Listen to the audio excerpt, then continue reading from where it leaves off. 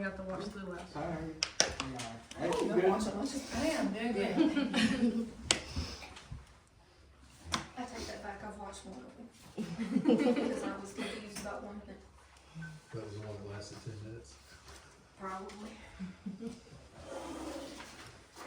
It takes several hours for the long ones to upload.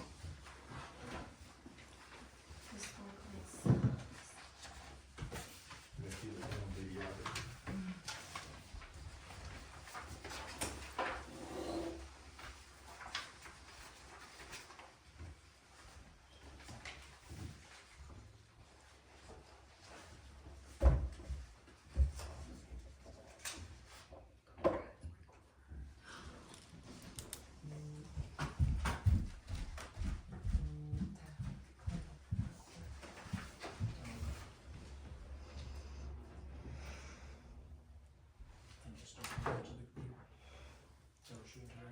Yeah.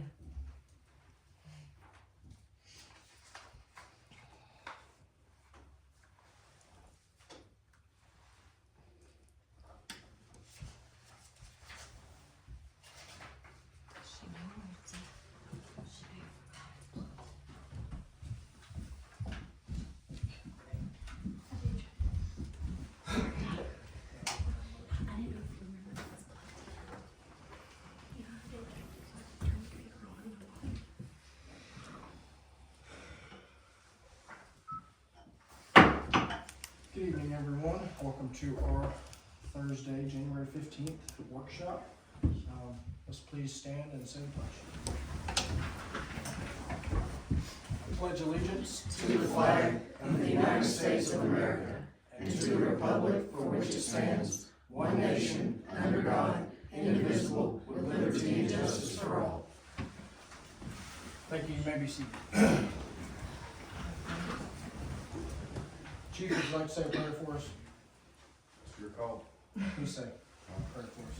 Apologize, everyone. Father, we thank you and we praise you for the opportunity to serve you tonight. I pray for this council. I pray for the things that are on the agenda. God, I pray that they make decisions that's best for this community, best for its citizens, best for those that work for this village. And Lord, that everything we do bring you praise and honor and glory. Be with us each and every day. Forgive us when we fail you. And it's in Jesus' name we pray. Amen.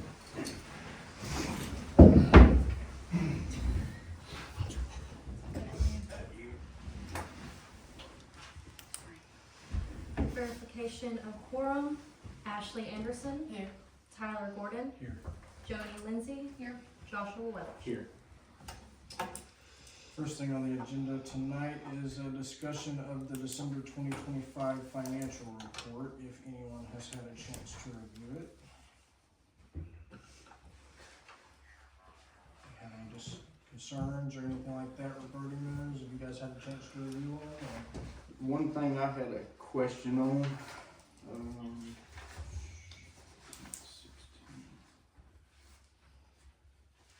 on 12/7, we had a charge for petty cash.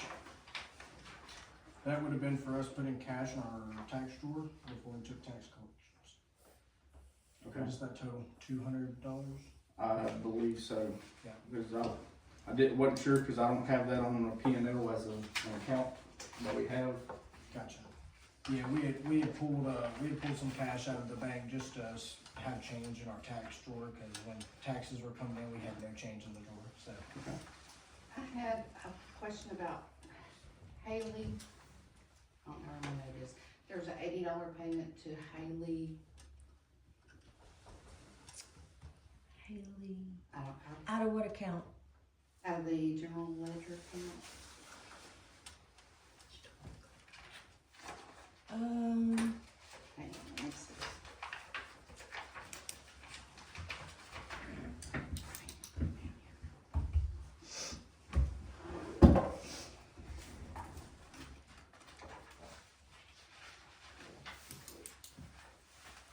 Was it for $80? This one.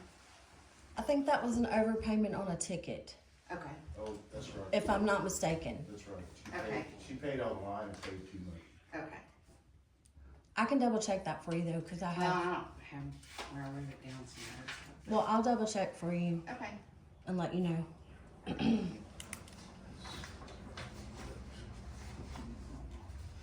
Go ahead. On 12/2, we had a payment to Sparklight for $193.12. On the memo, it says MPD. Is that for the police department? Yes. Is that billed to the police department, or does that come out of general funds? It comes out of general fund, but it's coded to the police department, so it comes out of their budget. We still have several of them that are still floating on the budget line that need to be corrected. And Camille couldn't make it this evening, but if we can get a list of questions for Camille together tonight that I can give to her, and maybe I can have answers for, either I can email everyone answers to them and all that. She had prior obligations this evening, or she would be here, so. Ty, she will be here next Wednesday morning. Okay, so I'll probably touch base with her on that next Wednesday morning. If we can get a list of questions we have together for her and kind of just straighten some of that out.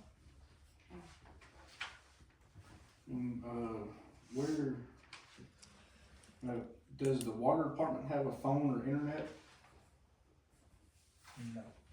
Because I also see on the waterworks, there's a Sparklight payment for $177.12 on the 2nd. That would be for town hall side. Yeah. Okay. I wasn't sure if town hall had separated from the police department or not, so. Yes. Yeah, we have two different services, which I'm supposed to have another meeting with Xfinity toward the end of the month. I think they're gonna come do a little community ordeal and introduce themselves on the 31st, as far as I know. Have a little tent set up out in front of town hall and just kind of make themselves available to the people around here, and maybe get some customers out of it and just introduce themselves to the community. But I'd originally talked about maybe I haven't renewed. They've been trying to get us renewed our Sparklight contract, and I'm just not signing it because of how expensive it is, and we're paying for two of them. I looked into maybe going to Starlink service, and I was saving almost $2,000 a year from what I looked at. We're gonna say $1,200 the first year, and then after that it was closer to $2,000 a year. But Xfinity may be able to give us a good governmental rate as well, so I'm waiting on Xfinity and Comcast to give me some numbers on that, and we might be able to get away from Sparklight and save some money. So How much longer do we have left on our contract with them? they wanted me to renew it months ago, so I thought we had another year left on it. When I Williams was, think it comes out March. I think Okay. one side goes out in March, if I remember The right. phones had 3 years, Phones had 3 years. Yeah. but Xfinity may buy your contract out. Do I? Xfinity may Right, buy your contract right. out. So that may be an option as well, so I'll have to talk to their governmental affairs about that as Yeah. well. I guess a couple of questions, and probably they're Camille, and I'll work on making a list for her. The beginning fund balance, I do not understand where the numbers came from when you end your checkbook in December. This is how much you move over to start January 1. I don't understand where those numbers came from, but if you put how you ended the last fiscal year in your actual and your new budget amount, it changes all the numbers. I would like to ask that when payrolls run, to put that under the expenses, the clerks go under the general fund, the utility employees go under the waterworks fund. Haley Reeves. Oh, thank you. You're welcome. So the clerks go under the general fund. The way that I'm reading it, all the payrolls being moved back and forth between the general fund and the waterworks, it's hard to follow the numbers. It's hard to say, okay, this is how much was utility employees payroll, this is how much was non-utilities payroll. If they were just coded to where utilities came out of the waterworks and the other came out of the general fund, it's easier to follow the numbers and go, this is where payroll, this is where you are. Those are gonna change a little bit with some of the changes going on, but it just makes it a clearer picture, a better financial picture of looking to see where we are. And we're kinda trying to get this where we can all look and go, okay, now we're ready to work on an amended budget, cause we now have a clear picture of where the dollars are getting spent. Joni, one Yes, thing ma'am. that I do, one of the times we were here, right after we lost the town clerk and the mayor and is it Veronica? What is her title? Veronica Brown, she's a clerk in Oil City. She's and the president. President of the Clerks Association of Louisiana. And kinda asked them about that, that starting fund, and they said that's something that all small towns typically do. And I can't remember her exact answer, but talking to Veronica about where that starting balance comes from, she had a very good explanation. I can't Okay, really regurgitate it, but it did make sense when she explained it to me. It's something that all villages do to help you stay within that 2% between budgeted and actual. And I think she said it's something that has to do with the CDs that we have. It gives us a good starting balance if we consider one of the CDs that we could cash out as being that initial asset to start the budget with. okay. It was Yeah, would you something. mind if I called to? Yeah, absolutely. Yeah. She would be a great that's what I'm saying. Veronica would be a great person to talk to about She is how She's in Oil they. City? Yes, ma'am. Okay. She was the clerk in Greenwood for a long time, but she's in Oil City now, and she's actually, I believe she's running for Senate? Yeah, she's running for Senate this coming year, so. But she would be a great resource to get those answers. She was Okay. very helpful. You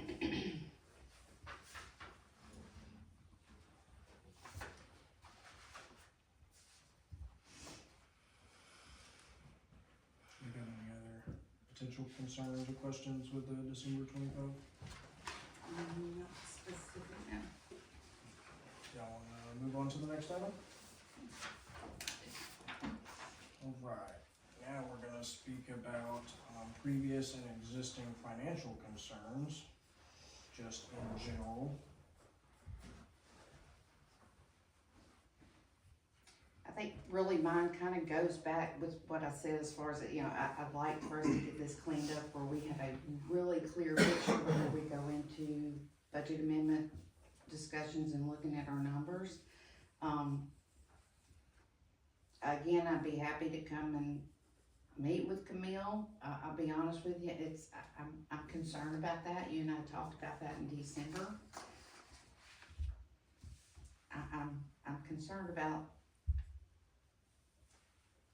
I'm concerned about the bookkeeping. There just seems like things that, and I've had a retired state auditor look at these, cause I'm thinking, I don't understand. And it took her 30 minutes, 3 months in a row to go, this doesn't make sense to me, so. Johnny, are you available to be here next Wednesday? I think for sure I am, but I need to look. What time does Camille usually get here? She usually gets here Early. 7:30 to 8. Okay. Okay. I don't know exactly what she's doing. I don't know if she's doing W-2s and all that. Okay, I'll call her and ask her. Ms. Lindsay, did you have any specific things that state auditor said were issues that we had?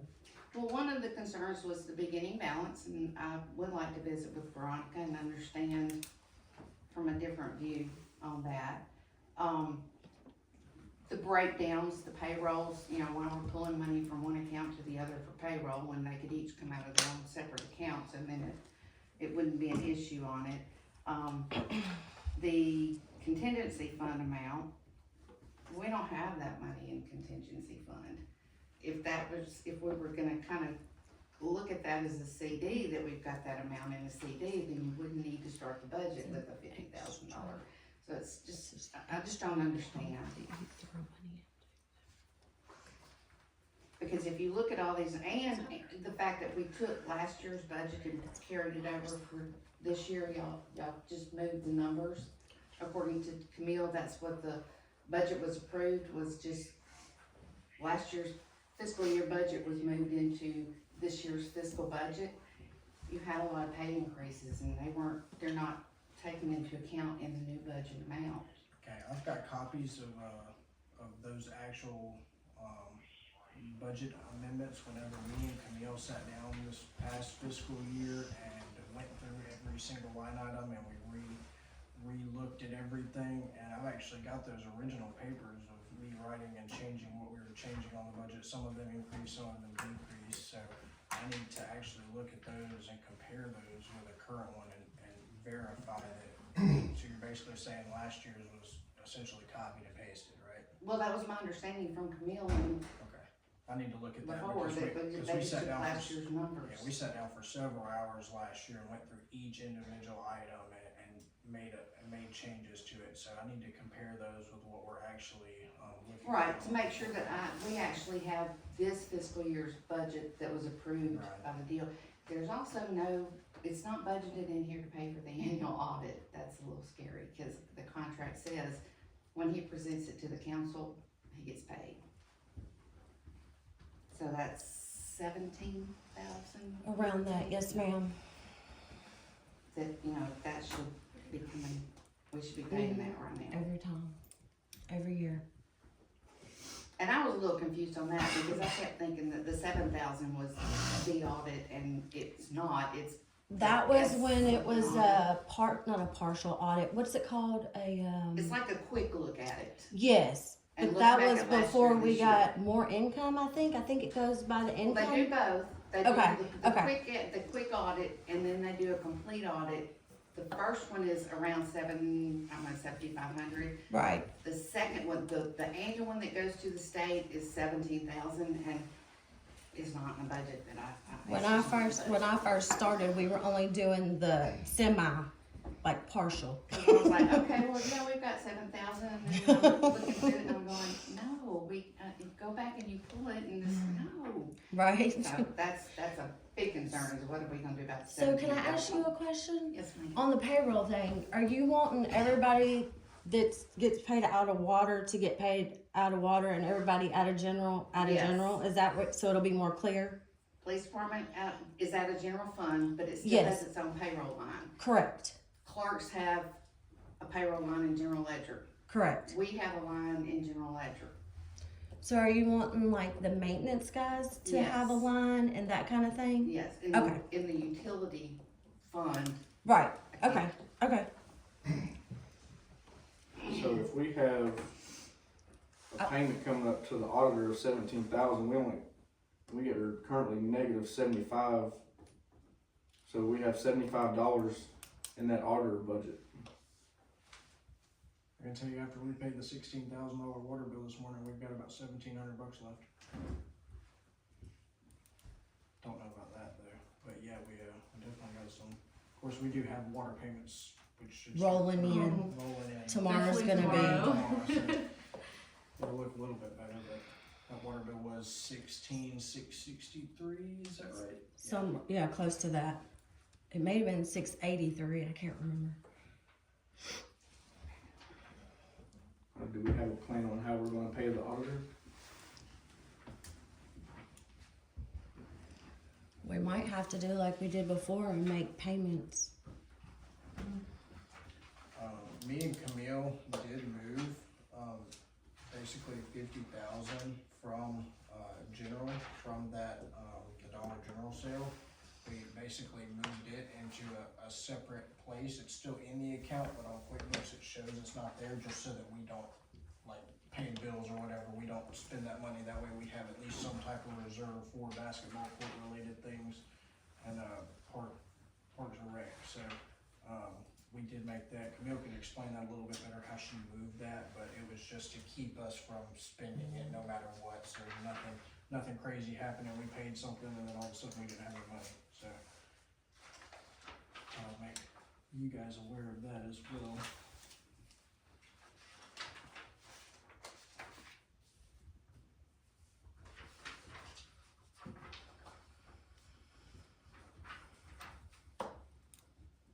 Is it a separate count in QuickBooks or is it in a separate line item? She moved it to a separate line item Okay. in QuickBooks. And we had talked about using part of the, revenue from the the sale to pay one time, help pay one time on the annual audit. Okay.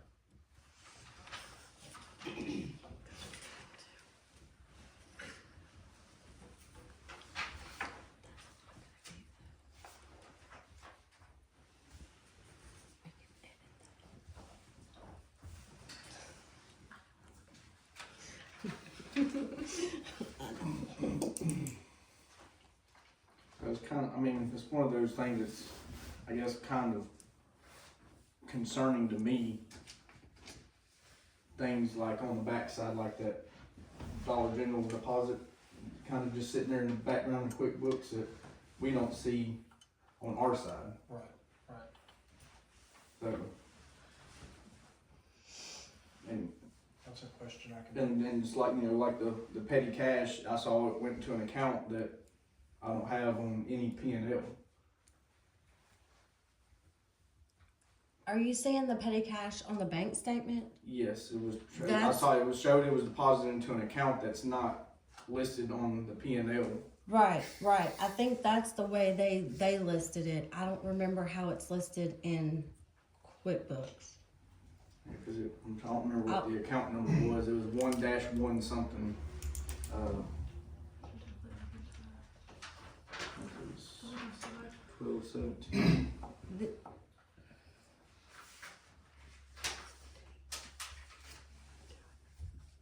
It was on this December 17th. Okay.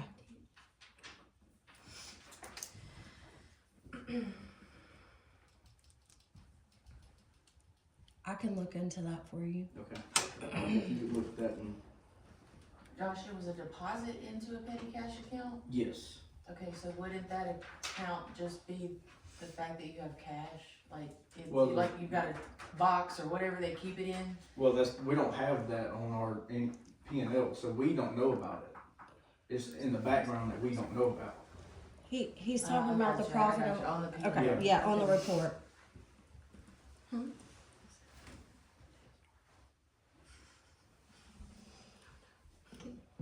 But that P&L account is that petty cash account is something y'all just created just now to pull that money out, or we See, kinda have it? I don't know why the bank listed it as that, because we don't have a petty cash that I'm aware of or that I remember.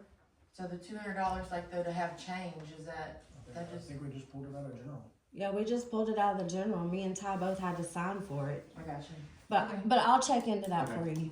Just say if I can find that, I'll send it to you. Okay. That account number that it has listed on there. Okay. Okay. Hey, Tyler, before y'all move on to your next agenda item, can I have a few minutes just whenever you get done? Sure. I'll let you.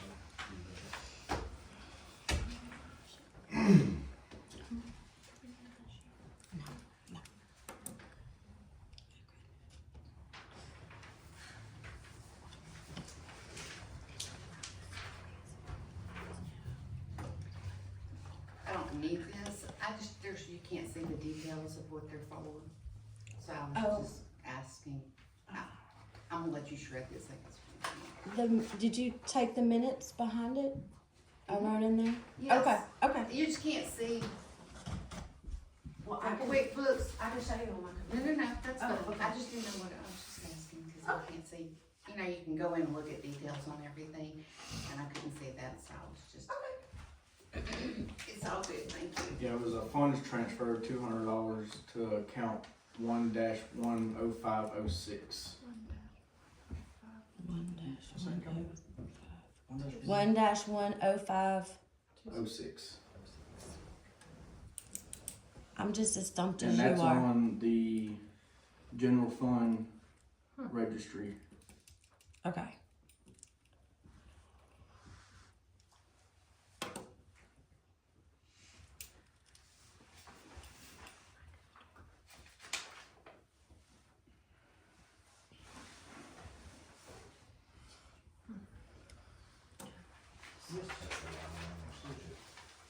Okay, so if you, just correcting one of them zeroes itself out because it's $100 off in income and expense.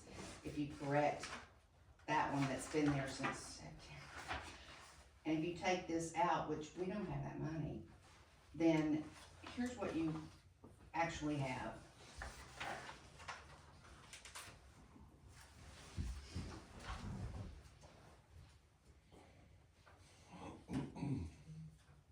So in order for us to, when we get to where we need to amend the budget, I would like to have true numbers in there of what the actual income is. It's gonna vary some because we have taxes coming in, we have other things coming in, but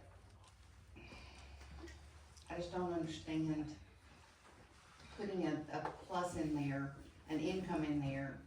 Well, it's actually an expense. If you take that $47,000 expense out of there, we're gonna use a CD if we had to have an emergency fund, then you're not as, your numbers aren't anywhere near as bad Right. as they appear looking this way when we go to look at trying to figure out amending the budget. That's, like I said, that's something Veronica and Camille. That's kind of a- Be a lot better, but yeah, you're right. I see what you're saying. Well, like I said, when we're gonna look at it for budget review, let's get actual numbers.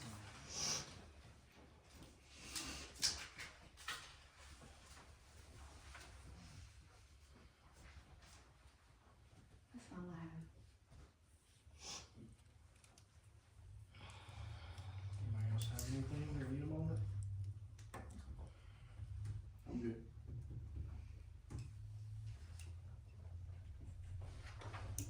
No. Mr. Lindsay? Alright. So, Ashley, you've asked at several meetings what the concerns are, what the financial concerns are. I've listened very intently as to what all y'all presented over the past 6 months or 8 months.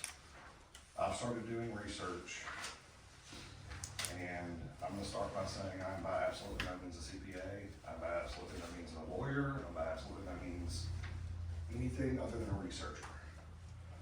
So, you all know each of these. Y'all have all seen these before, so. That is a bank statement. And this is two different budget and loss documents.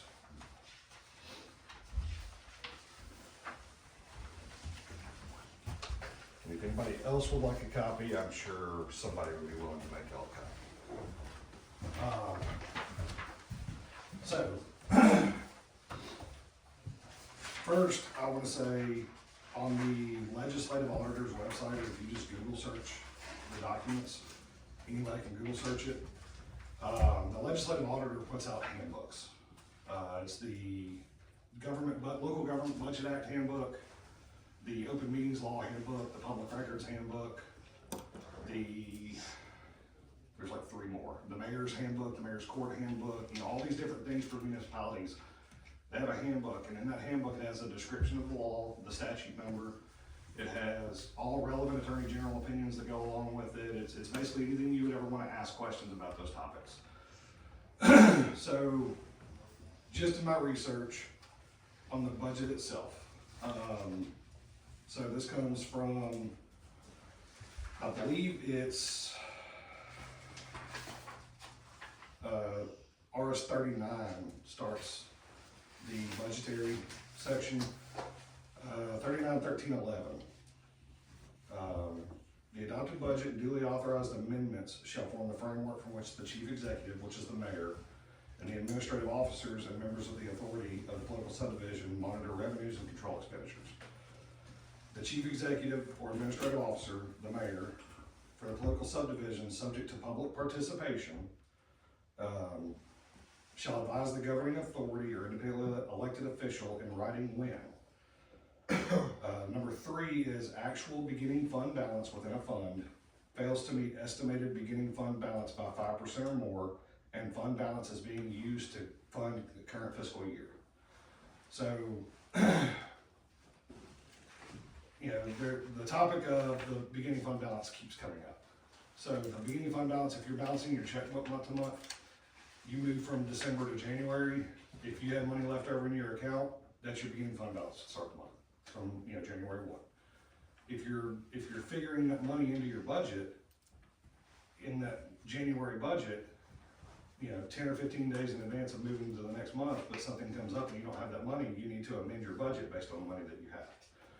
So immediately, as soon as you realize that your actual beginning balance doesn't match your budgeted beginning balance, the mayor has to notify the council that we don't have the beginning fund balance we were supposed to have.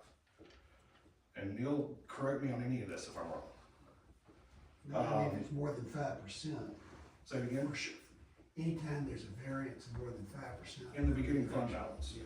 So on day one, the beginning fund balance is more than 5% off. The other thing that I don't believe is getting said is the difference between capital outlay and operating expense. So again, if I'm wrong, Neil, correct me, capital assets would belong to capital outlay, not operating. And the CD accounts would be capital assets. They shouldn't be factored into the operating budget. So the beginning fund balance, if it fails to meet by 5%, the budget has to be amended immediately, because that affects your budget for the rest of the year. The written notification is required by the section, as well as any responsive action taken by the governing authority or elected official shall be transmitted to and retained by the chief executive.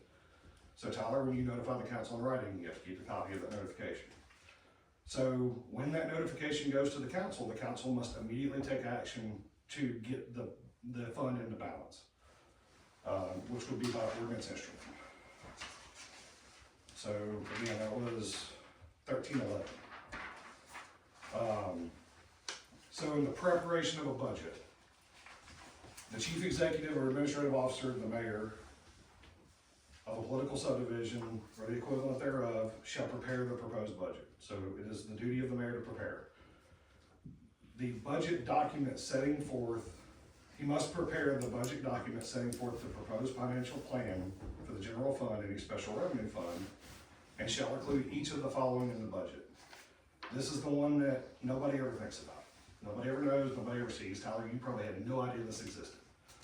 A statement for the general fund and each special revenue fund, a budget message signed by the mayor, which shall include a summary description of the proposed financial plans, policies, and objectives, assumptions, budgetary basis, and a discussion of the most important features of the budget. So that's a letter that you type out telling exactly why you want the budget that you're presenting, or why it's needed. The total of proposed expenditures shall not exceed the total of estimated funds available for the ensuing year.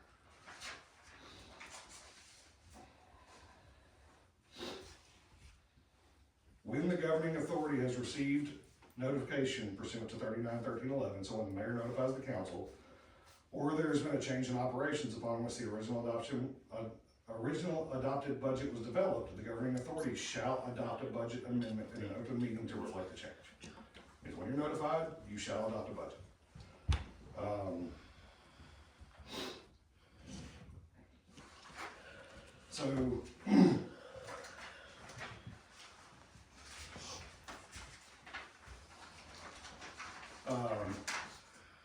Ashley, I think you asked in a meeting about going into an executive session to discuss the financial issues.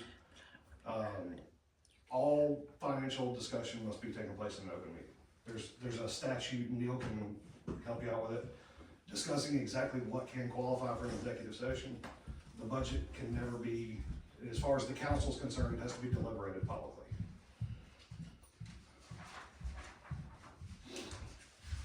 So, the beginning fund balance of $50,000 needs to be amended per 1311A3.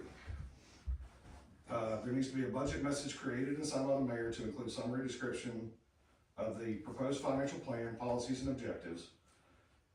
And this is kind of what we were talking about earlier with the water stuff. The payroll for the water and the payroll for the mayor. So Tyler, I was looking at some of the payroll stuff. Your payroll comes out of that salaries or payrolls line. The council comes out of the council expenses, mayor council expenses. Loop yours in with the mayor council expenses. It's there. I think once yours is factored into that line will have to be increased a little bit to cover the increase. But that will show that, hey, this is what the mayor and council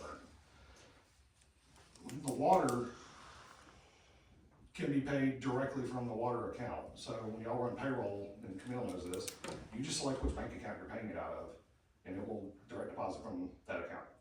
And then the line item where it goes to and all that. That'll eliminate a lot of that transferring back and forth crap. On the budget versus actuals, there's a line that's payroll reimbursements, and it looks like everything from that line is what was transferred from the waterworks to the general fund. So that will eliminate a lot of that number, and clean that up. The time used by the clerk and the utility clerk for the water department can be paid directly from the utility fund. So if you got the clerk working 5 hours a week on water, pay 5 hours of that week out of the water department. So you don't have to move money and transfer it and do all that crap. And the utility clerk, if they're only doing utility, they can be paid 100% out of the utility fund. It will clean up and make more transparent how much is being allocated to each department, and will allow for easier dissemination to the council for consideration for things like holiday pay. It cleans up those numbers and says, here's exactly what we have. There is no, we have to dig for 2 days, 2 weeks, whatever, to figure out exactly what we have in the bank, because right now you're 66% to budget for salaries. 54% of the way through the year. So that, it just helps identify that kind of thing. Okay, so this is something that I found today, and this is gonna be with the bank statement that I gave y'all. So the bank statement that I handed y'all was November and December, page 1 of the general fund. On 11/17/2025, the proceeds from the sale of Dollar General land were deposited to the general fund. The money has not been budgeted in this year's budget and shall not be spent until it's budgeted. The beginning balance for the fund for November was $78.70 and 81 cents. Total deposits for November were $136,401.96. The ending balance for the fund for the month was $120,201.46. The total non-land deposits were $11,901.96. So if you take that $124,500 out of the deposits, that gives you $11,901.96. Total expenditures for the month were $23,571.31. Not including the land proceeds, the net balance for the month was negative $3,798.54. So for the month of November, negative $3798.54 of the land proceeds were spent. I'm sorry, $3,798 of the land proceeds were spent in the month of November.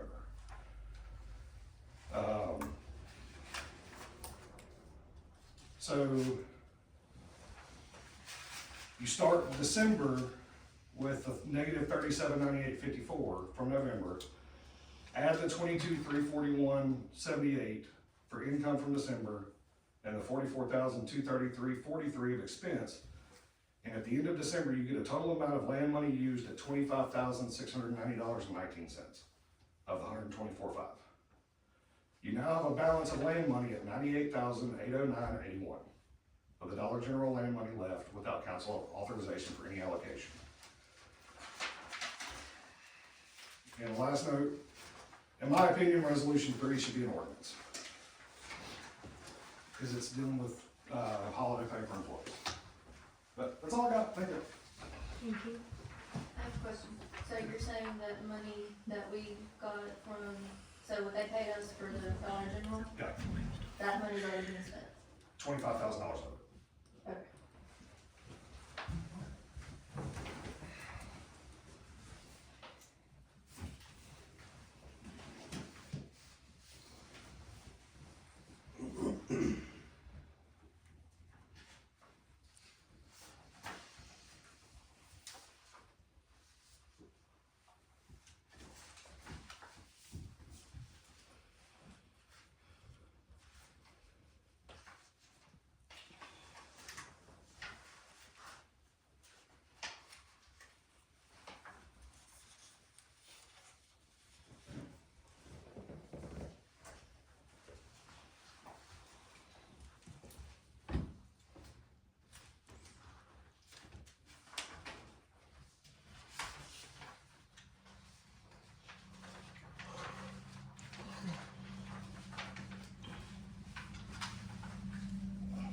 On that note, do we have any additional questions?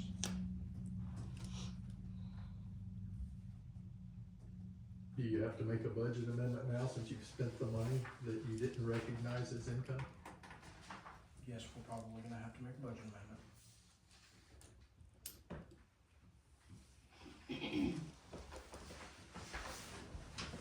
I brought a form for that.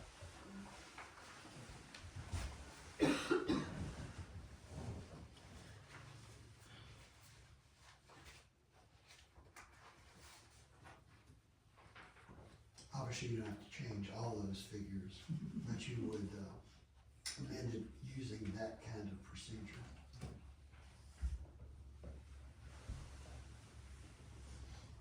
Now, so everyone understands that we didn't just spend an additional $25,000, but, that was money that had to be spent to keep our lights on across town, make sure that all of the residents have water, and just pay our typical monthly bills. No money has been spent really out of order, in my opinion, other than what our general monthly obligations are, along with insurance and all that, but we do need to make an amendment to the budget, this coming, or immediately, to account for this, and maybe we can make up for that as well. Do you have any questions? Ideas? Can we get copies before we leave? This? Thank you. Well, kind of have a comment. That kind of brings back to, we need these numbers to be realistic so we can look and go, cause we run them every month, so we can go, all right, we're getting really close, or we're over budget, line item by line item. Some things you can't do anything about. You can't do anything about the utilities. You can't do anything about, right now, about the payroll. You can't do anything about the insurance that we pay. You can't do anything about the auditor. But we still need true numbers to look at to be able to digest every month and say, okay, we're fixing to have a problem here. I have a question. Will y'all be able to present a summary of everything that's talked about tonight, since it was on last council meeting? Will y'all be able to, as best as you can, cause I know time is short between, as best as you can, a summary of what you find, ideas you've come up with and everything at the next council meeting? So that we can, that those that aren't here tonight can understand what y'all have come up with as a solution. I think that's a great idea. So, we,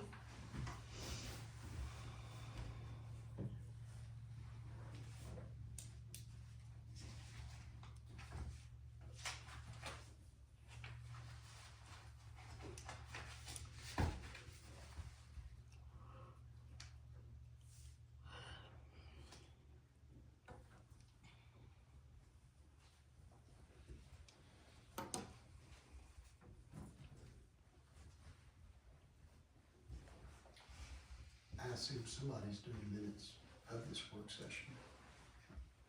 Yes, sir.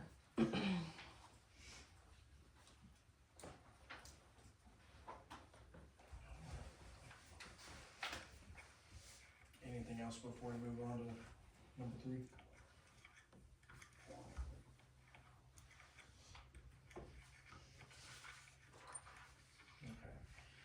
I'm gonna move on to resolution number 3 of 2026, being a resolution that establishes employee classifications and defines our core municipal operations. As Brian said, and I agree with Brian, we do need to, if we're going to move forward with that, I think we should make it into an actual ordinance. But I think that kinda correlates with ordinance, or resolution number 7, actually, as far as the holidays and as far as the holidays go, but it does define things a little more in depth. Do we have any comments on that? Should we look at wording that into an ordinance instead, or?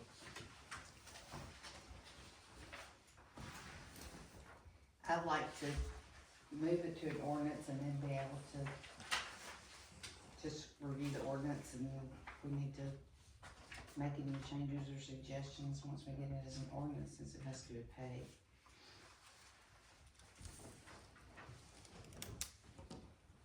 And that will be making resolution 7 into an ordinance, or 3? Resolution 3. resolution 7 has some of the same information, just not the pay part of it and employee classifications. I'm correct on that, right? It was the same holidays on both of them, right? Yes.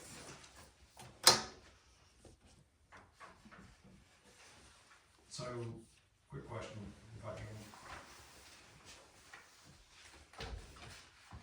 So, if you set the holidays, the specific holidays by resolution, and you pass an ordinance just to pay those holidays, it would override the section in there about holidays not being paid until there's an ordinance passed.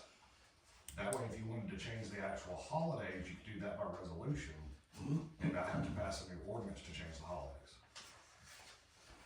So if the council, a year from now, wants to add days to the holidays, they can just do an amendment to a resolution without having to do an amendment to the ordinance. So if you take the listed holidays out of the ordinance and just say, this is the policy for paid holidays, and not listing in the ordinance, you see what I'm saying? Yeah. So separate those two essentially. Yeah, one just declares what the holidays are, the other one says we're gonna pay holidays. And the resolution's a lot easier to change than the ordinance. You wanna think about that, right? You do.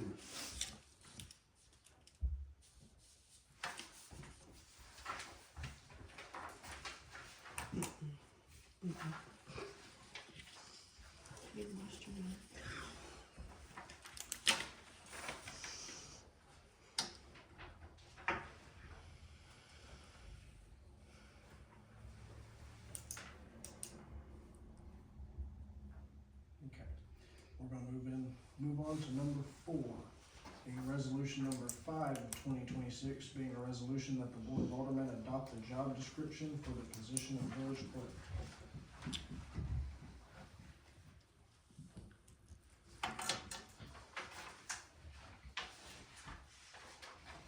I don't have any changes or comments. Like I said, I've got several resumes that I would love for us to get them interviewed, have a, executive session after the next meeting, if we wanna do that, to interview them individually. Any applicants that, you've got, you said you have some applications. I think I've got 2 valid applications that have actually been submitted. Maybe try, like I said, see if we can put an executive session in the middle of the next one that we can meet with them and maybe decide, get the position filled.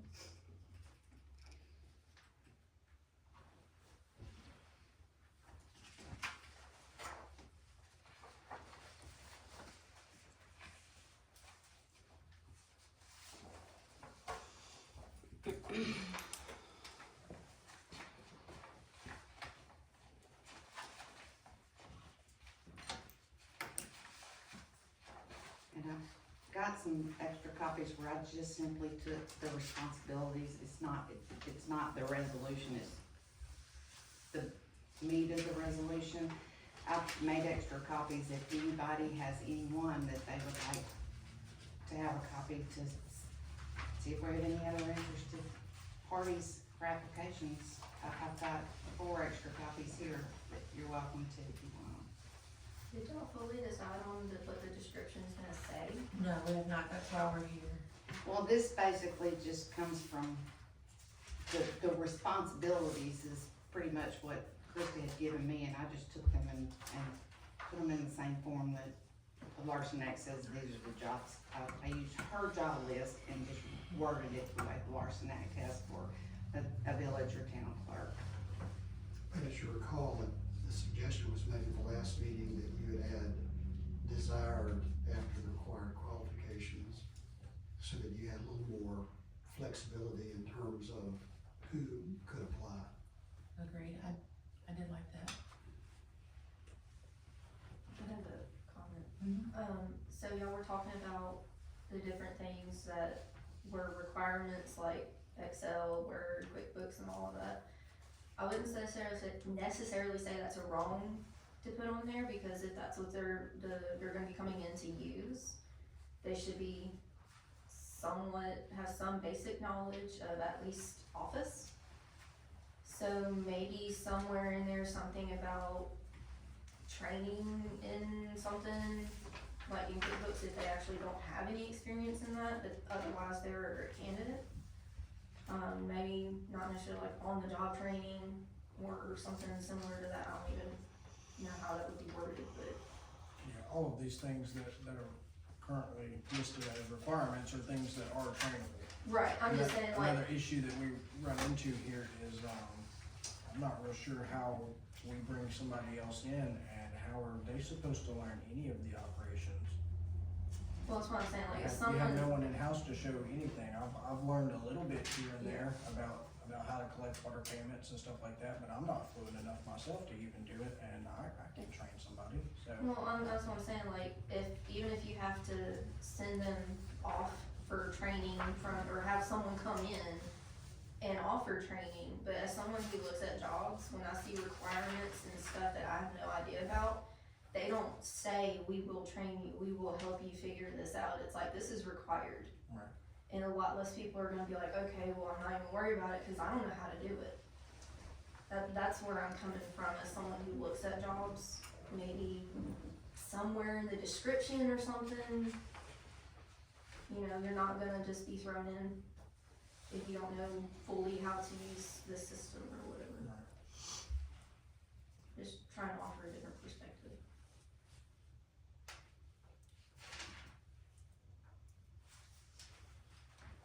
Johnny, you had mentioned something last time about scholarships for training. What was that about? Did you say something about? That was me. That was you? So, through the Clerks Association, there are scholarships that can be applied for through the Clerks Association for training that happens on a yearly basis at a certain time. Gotcha. And it's basically a week-long class that somebody would go to learn the ins and outs of everything, so. Okay.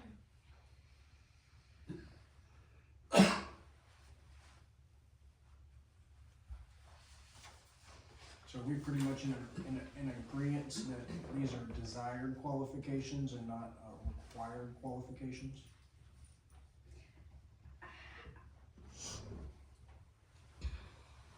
Some of it, yes, specifically saying QuickBooks, but if you're coming in, like I said, Tabitha would come in with 14 years experience, bookkeeping, clerical, money management, handling money,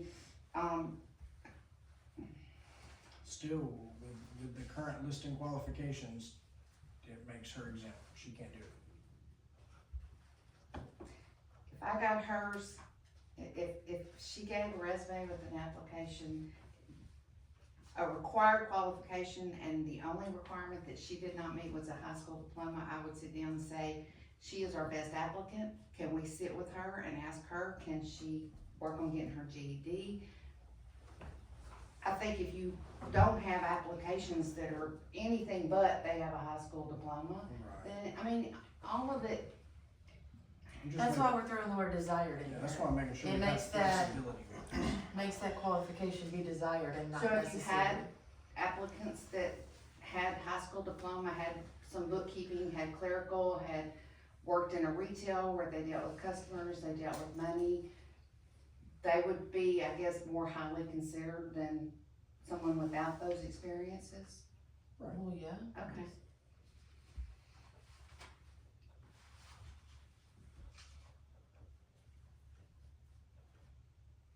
Josh, you got anything with it?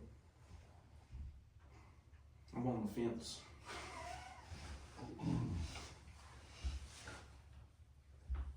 Can I say I see both sides. Can I say something? I'm sorry. I didn't No, want go to- ahead, go ahead.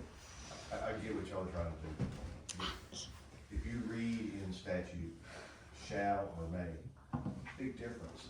If you put required, that's it, it's required. There's no leeway with required. If you put preferred or desired or something like that, it gives y'all the leeway. Like, those things are desired. You're gonna take the top candidate. If that person doesn't meet up to those standards, it gives you that flexibility. If you put required, you gotta change the resolution every time you wanna change that. Required is required, shall is shall, may is may. You can't You can't put, these are required, and then the very first person you're gonna hire says, oh, don't worry about that part. Just put it as preferred or desired, or whatever word you wanna use, and then you're still looking for the best candidate. You're not doing that because of what that paper says, you're doing that because that person's gonna represent you to the village. And so, I get what you're trying to do, but you can go so far that you don't give yourselves any flexibility. Okay, can I do an odd request? I would like these people out here I'd like their opinions. Dennis said, desired or preferred the other night. Any opinion which one way or the other, Ms. Kim? You don't have to have one. I do have one, but like always, I'm not gonna like it. I think it's an important job and it ought to have standards. I think when I worked at Walmart, I had to have a high school diploma. I had to have experience, I had to have, I don't know, it like y'all said, it's a hard one. I do want to add that today is my 1 month of being here, and I have done most of my morning routine by myself with none of those requirements. I hear you. Yes, ma'am. Great up there. Yes, ma'am. The community and my coworkers, everyone who sees me in office says I'm doing fine. So any other applicants that don't have that, whether that be me or someone else, I don't feel like it should be required. Definitely a desire.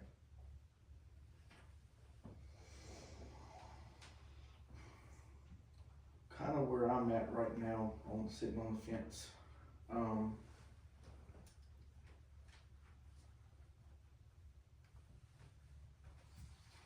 Resolution 5, honestly, I could go either way. The biggest difference right now for me is that the village clerk is appointed by the council, recommended by the mayor, appointed by the council.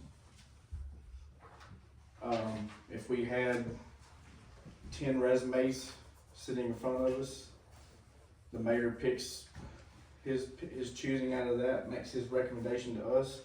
We look at that resume, we don't agree on it, then it's a majority of the council's vote, whether that clerk is appointed or not. So, I think that's in the Larson Act, though. I think that's in the Larson Act. yes, that the mayor makes a recommendation, the council votes. So,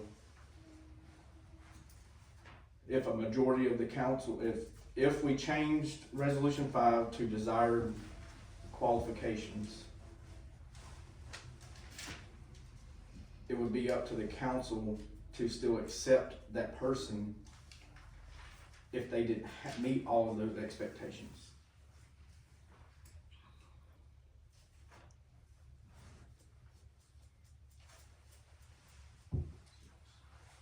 Is that a Larson Act vote? What are you looking at there?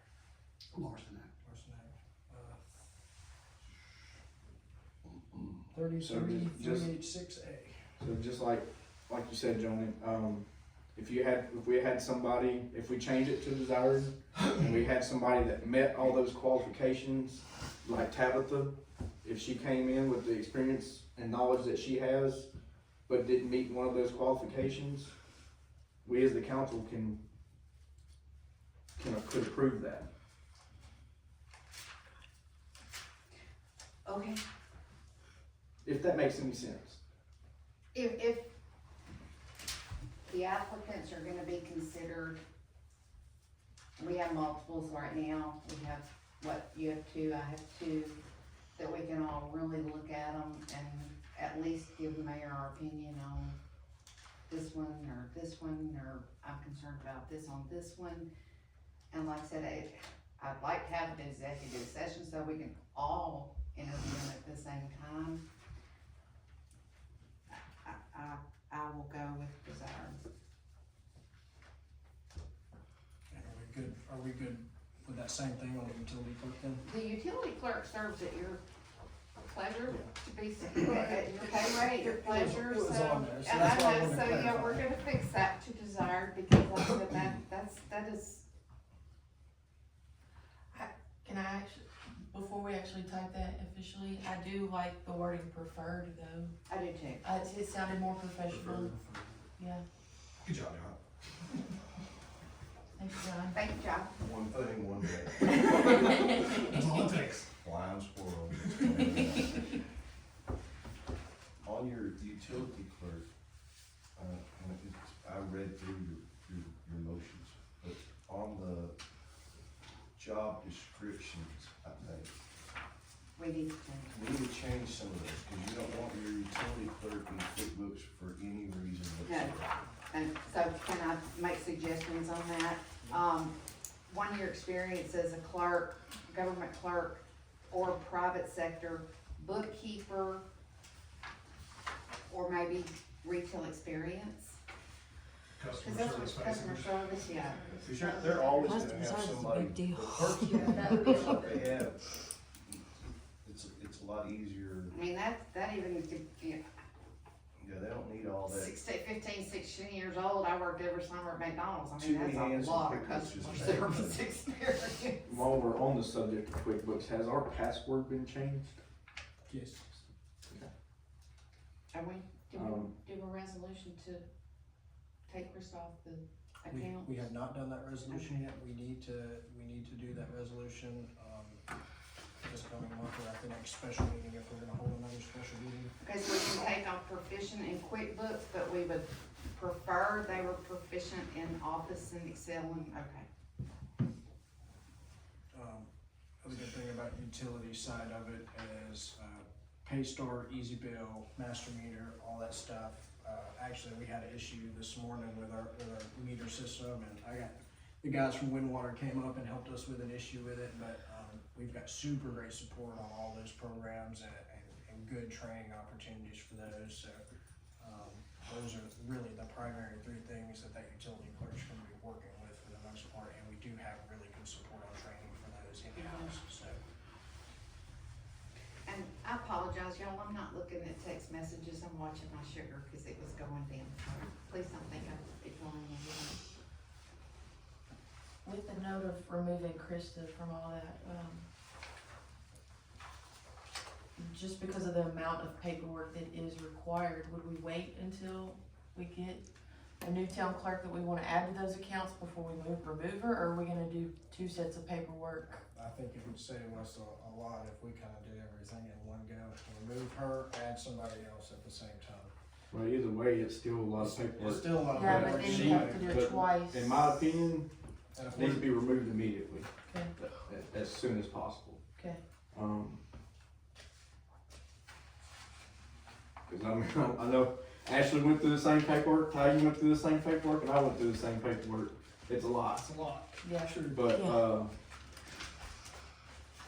I know it's probably a little quicker, easier to get someone out than it is to get someone in, Yeah. but the risk I think outweighs that. Well, the good news is the bank does know that Right. she is no longer with us. Right. No issues should arise from anything like that, hopefully, but yeah, I do agree, we need to get her off, and we'll go ahead and, probably put that as, that's gonna be a resolution to remove her from those bank accounts, so. And I know she did everything with the village clerk and utility clerk, and the Tabitha came over quite a bit, helped out. I would love to see us back to having a clerk and a utility clerk. I would love to see that. But, right now, I know we don't really have the financials to do that, but I can hopefully, once everything opens up, Dollar General, get some tax money coming in, and we can see, it's up to you to make their schedule.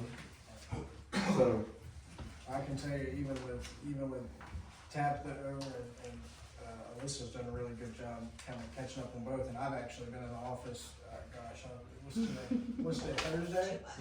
Yeah, so however many hours they worked, I'll probably work 2, if not more, just with everything else going on.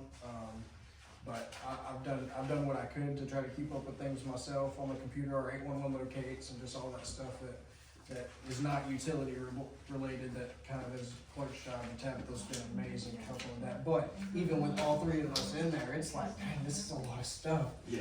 So, gotta give props to somebody that was one person that was able to handle a lot of that.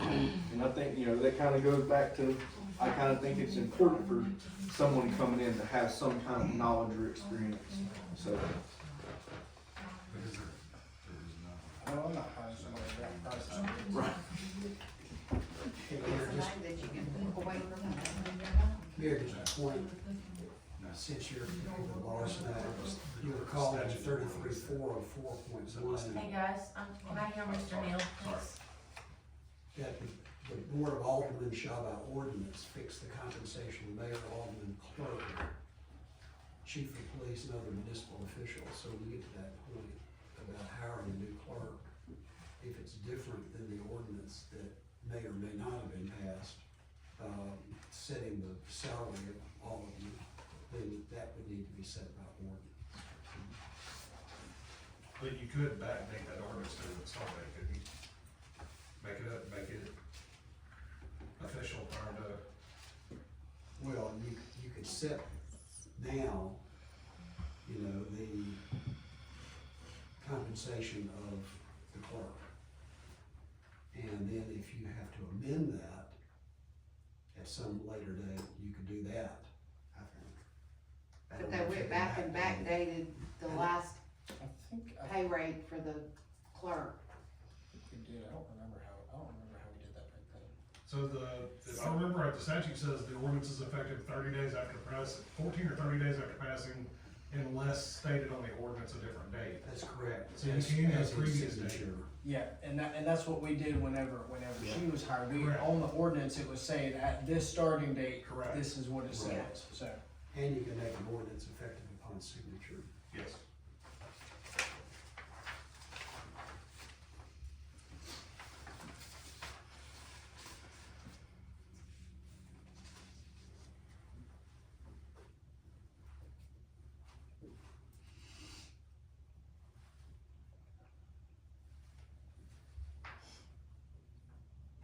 So am I understanding that just a clerk, utility clerk, the pay rate has to be set as an ordinance? The utility clerk's not listed. Okay. And I'm not so sure the utility clerk is an officer that requires that. Yeah, the utility clerk's just an employee of the village, hired, Okay. all that falls under the mayor. I kinda got a little confused when you were saying clerk, if we had to do it by ordinance, because my understanding was that it says employee, you set the pay rate, you. No, but the clerk is an officer, like all of you, and The therefore village has to be clerk. set, right, the village clerk. And this is something that, you know, somebody had mentioned it to me earlier, and I don't remember who it was, but, I need to look back at the document of me appointing her as the emergency interim, but when I set that pay rate, appointing her as the emergency interim, is that going to, so if we hire somebody, we're gonna have to set something beforehand so that the new person doesn't come in and get set at $15 an hour? Correct. Okay, so, Interim's different. okay, so it is completely separate, right? Okay, It is. just wanna make sure that. I was gonna say, when y'all passed it unanimous, that should have suspended the ordinance for that time period, Okay. because you passed it with the same vote as the ordinance. Well, and I will tell you that, you know, as far as the budget and the money, the two applicants that I have, we're looking at an hourly range of what they would like, between $18 and $21 an hour. That's good.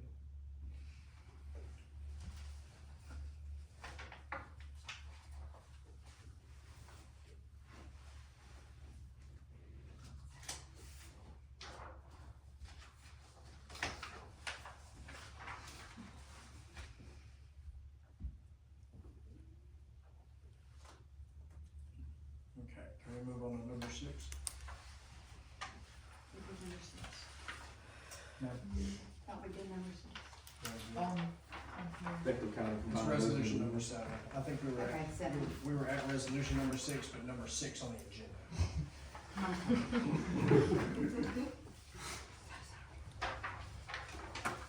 Yeah, the numbers are kind of messed up here. 3's on 3, but 4's on 5, and 5's on 6, and 6 is on 7. So, if that makes any sense to anybody. Who's on first? Resolution 7 was a resolution to set the core holidays. I don't know if I had anything specific to discuss about that. They were good to me. I do have 2 holidays that I wrote down on here. I noticed from the last set of holidays, Good Friday's missing. I didn't know why we would have taken Good Friday off. Are we expecting the village to be open on Good Friday? Or is that a typical, I feel like that's a typical holiday most people take off. The other one was Christmas Eve. Somewhere else that had mentioned half day for Christmas Eve. Yes, that was on resolution 3 of 2026. I did have it specified in there that Christmas Eve was paid for a half day, if I remember right. Yeah, so I didn't see the half day for Christmas Eve, and then Good Friday disappears. So I was gonna just ask about if anybody wanted to add Good Friday back. Good Friday would be a half day anyway, cause they close it down. Okay. I have a question about the holidays. Are y'all gonna make it to where it's only paid when they're like on weekday? Correct, yes. Cause I know if you just say these are the paid holidays without specifying it, it'd be Yeah, paid If for it, Saturday. it says if it falls on a Saturday, it'll be observed the preceding Friday. If it falls on a Sunday, it'll be observed following Monday.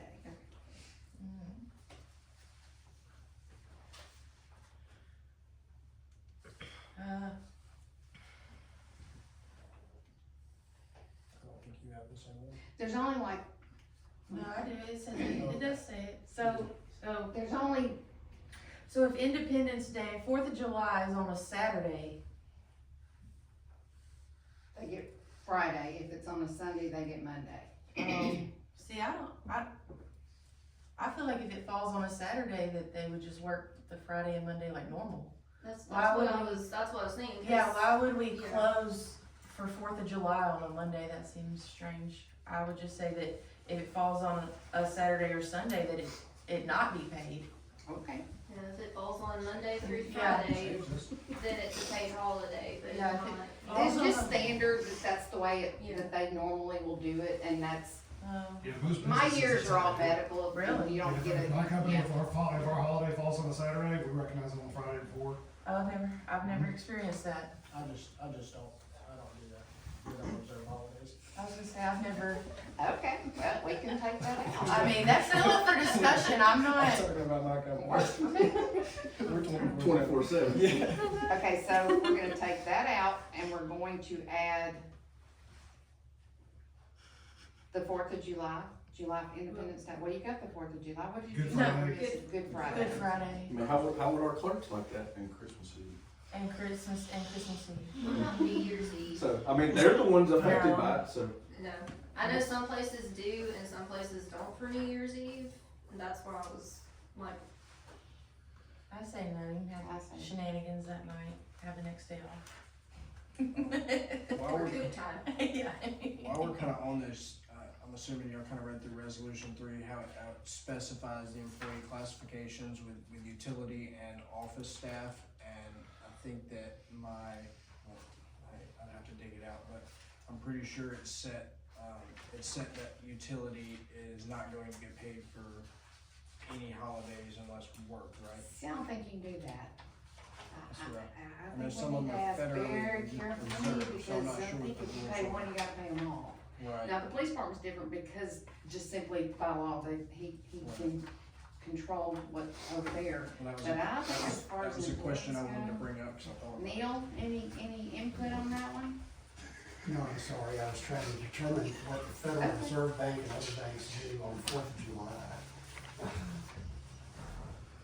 Well, the banks definitely They're closed on. close, they'll close the Friday or Monday, typically they do the Monday. So how would That's it, the federal holidays. Let me To be done with it. So I can remember how it's. so how would it work if Christmas Day, we had a water main leak? They get And would they receive holiday pay plus hourly pay? Or would they receive? Yeah. I would, They would receive time and a half. Time and a half. Time and a half? They wouldn't get the holiday plus hourly pay, they just get the time and a I half. don't remember how I specifically worded it. well, and, you know, the federal, from what I'm understanding, the labor laws are, you can't have compensatory time, comp time, overtime pay unless you physically work 40 hours, then anything over 40 hours is time and a half. So, Well, that's the requirement, but since you explained that everybody is part-time, that wouldn't apply. and no, I'm not saying for a holiday, if they come in and work on a holiday, I'm talking about compensatory time. I think you can set compensatory time since they're not full-time employees for whatever you want. It's your choice. well, that one we're gonna put in the ordinances, and I think that's, Yeah, that was. we need a lot of so- research on. So what it specifically says is it classifies administrative and office versus public works and grounds.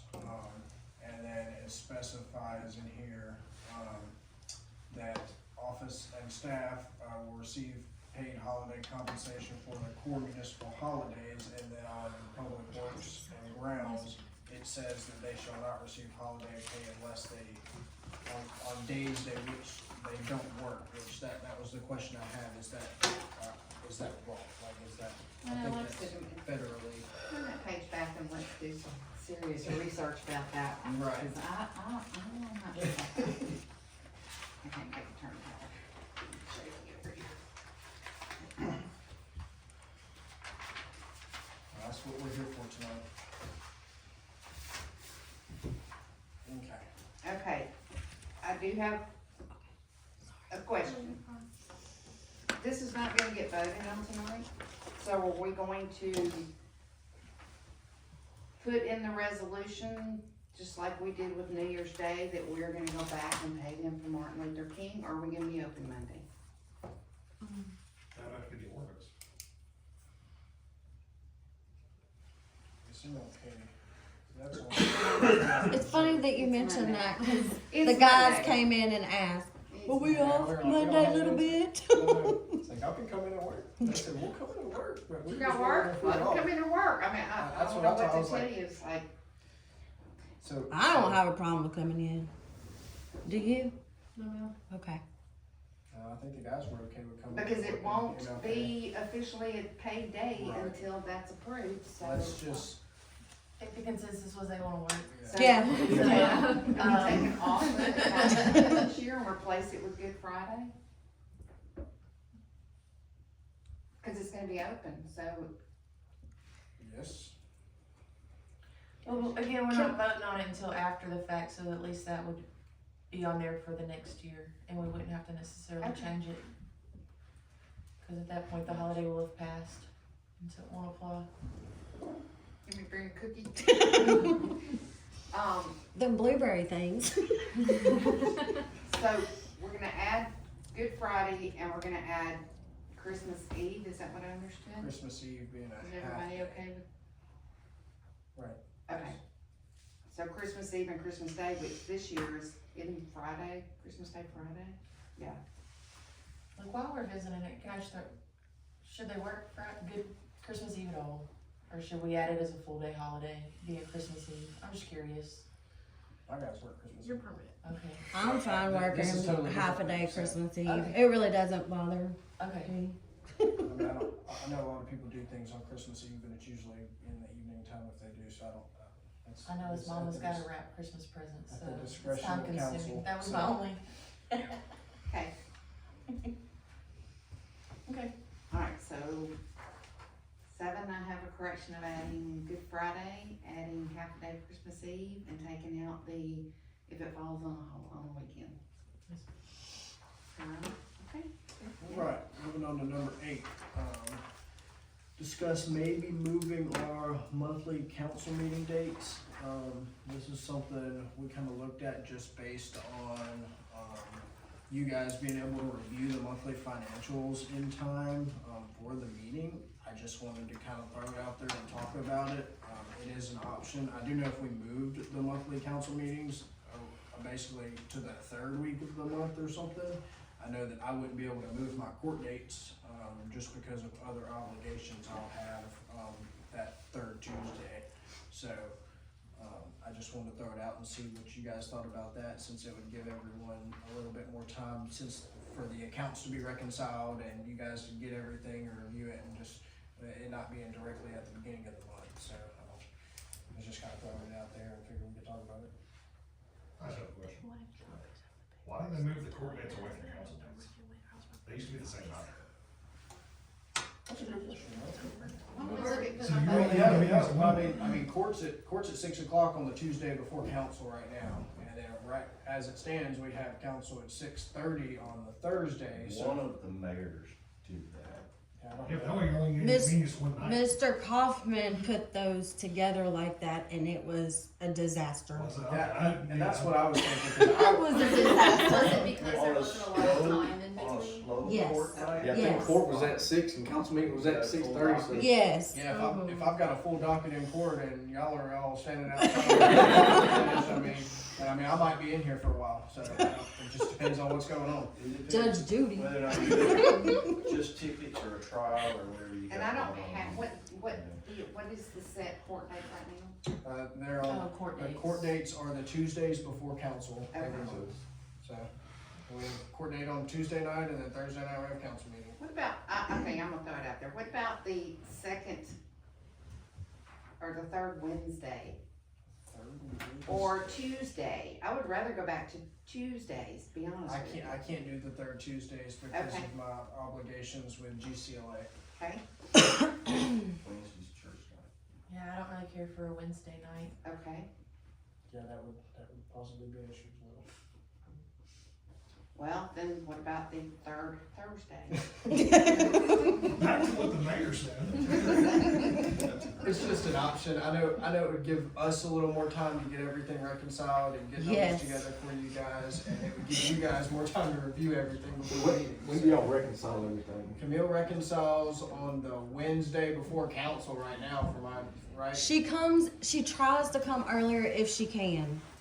But most of the time, it usually ends up being the day before council. Could she come So the week it's- before and reconcile? I don't know. When you get the Well, bank it's statements. not usually by the end of the month, They as can is come on the now. 1st. Yeah, So, they come out the but first. they're sent out on the 30th. Yeah, but if you're having council on the first Tuesday or Thursday. No, the that's council would stay the before. same. Camille would come the first Wednesday and reconcile everything.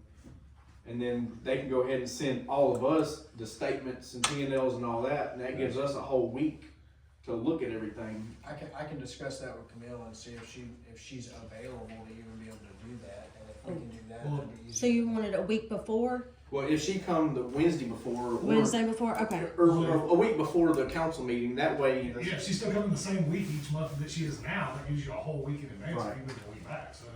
It's gonna cost you more though, if she makes the extra trip out. No, if she's already doing it like this week, she came this week. So, If she just so stays if this she week. came yesterday, and our council meeting was next Thursday, that would give them the whole week to review. is Instead what of, you're saying. she wouldn't come She to wouldn't still. come at a different day, yeah, it'd be the same. I'm Now, gonna when would slow that take down. effect, Well, if y'all did pass that? and let me just throw this out there, say that the first of the month is on a Thursday. That next Thursday is on the 8th. So you're wanting her to come a week before, on the Wednesday before, well, that puts it at the 31st or 30th of the prior month. No. We don't even have statements yet. No, so if the council meeting was on the 8th like it is now, she would have come on the 6th or 7th. Still have her come on the 6th or 7th, and that'll be another week out from the meeting. If we move them, I thought they were trying to get her to come a week earlier and keep it on the second Thursday of the month like we currently have. I thought that's what Josh was saying. That's what he said, yes. Correct, and that's why I'm saying that's why it wouldn't work for Camille to If we come a move- week earlier because it would still be the prior month. Well, if we did the third Thursday, Do the third Thursday, and Camille still comes. and she when still does her usually same comes. usual stuff, and Gives then, everybody an extra week basically, so. And that gives y'all time to go over everything, and it gives us time to not be frantically Wednesday going crazy. Oh, in the my office goodness. Trying to get everything together. So, Actually, I'm sorry, I didn't hear him say move it up a And it won't take effect until after February unless we Yeah. come to, Unless- unless we have a meeting, get all these things passed and done. So can I ask a dumb question, please? No dumb Maybe you can questions. answer it for me. So when we get all the bank statements, okay, so we have to make a copy of them and then white out the account number and then email them to y'all. So y'all are counsel and y'all have a right to anything in that office. So why do we have to do that? It's a legitimate question. Neil? You shouldn't. Okay, and I think the concern was that they are going out by email and we don't have protected emails. So, quick question on that. The checks have the account number on them, don't they? Anybody Yes. who write a check to has the account number on it. Yes. It's not sensitive information. That's why I didn't understand why we had to go, because it's very time consuming Right. to go through all of those bank statements, white out the account numbers, and then, or to make a copy and then white them out. I mean, I'm a signer on the account. I am too. So, Nowhere in the open records law does it say that you have to, that you can redact account number. I mean, what, I don't know where that came from. I don't know how it got started. I just was Probably back asking. before you could just download them and send them out. I mean, that's probably been Right. way back when everybody wrote. are y'all still waiting on them to come in the mail and then scanning them in and then doing that, or y'all downloading them straight off? Sometimes she gets them off the bank app, and sometimes sometimes they're already here. It just depends. And Adobe has a digital redaction tool in it. If you open up You're Adobe, speaking you can redact. Chinese. Wow. Okay. I'm saying, if for anything that you needed to redact, Mhm. Adobe PDF has a redaction tool in it. You can redact it. I don't know how to redact anything. yeah, that's Project something for that can be another white out. Yeah, well, I know how to white out, but Okay, so it's okay to just download them or scan them and email them to us, okay.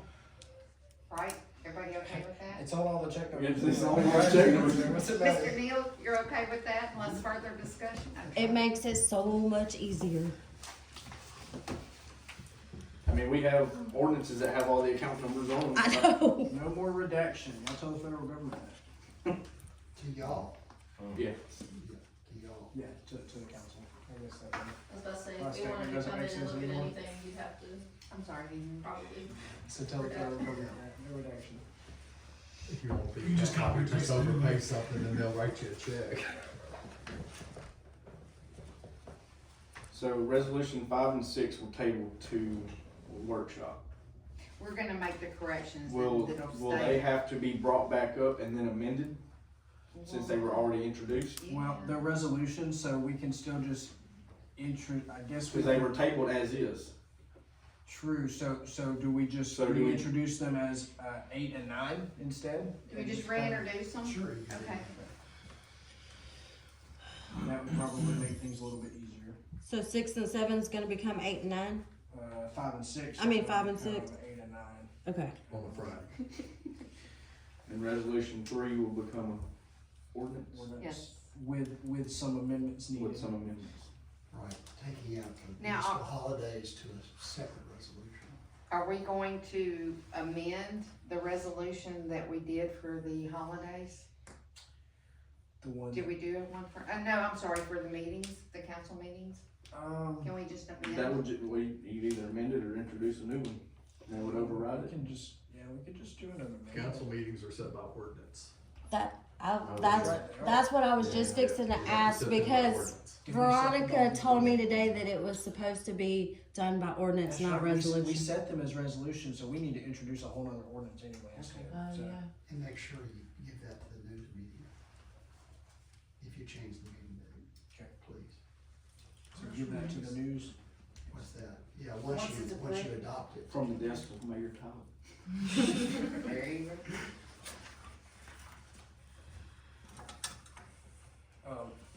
I don't think anybody would have an issue with it, but the Louisiana chapter of the Greater County Lake Association will now be using Mooringsport Town Hall on the third Thursday, or the third Tuesday of the month for our monthly meetings. So I'm making sure everybody's okay with that. We'll keep it clean, I promise. We drinking on the coffee. Speaking of, we're like, I haven't ordered any. Congratulations on that, brother. I'm willing to say it's more, y'all drink Folgers. I think you know, you want me to write it down, can you get a call or something? We got all those Keurigs though, since the K-cups you pop in, we don't even have regular coffee makers anymore. Yeah, there's one up there. Yeah, I mean, I You don't I use get at home, used. I use That's the the problem. $10 Tell one these from young, Walmart. young folks here that they. Hey, I used to make coffee all the time. It was mandatory. Now it just fell When Mr. Moore off. was here, he had to have, in Chester. I prefer the smell of a coffee pot myself, just cause it aromates. Okay, well, I'm gonna bring out some coffee. And then Well, y'all, actually- tomorrow's Friday? Ashley, Yeah. the state is taking off, Independence Day on the Friday, July 3rd.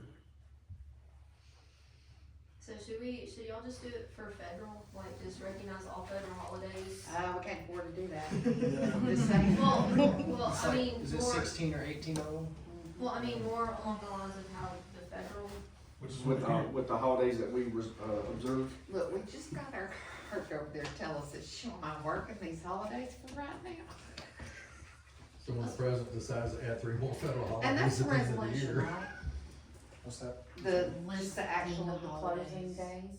I believe so, yes, Yeah. that's Well- the resolution.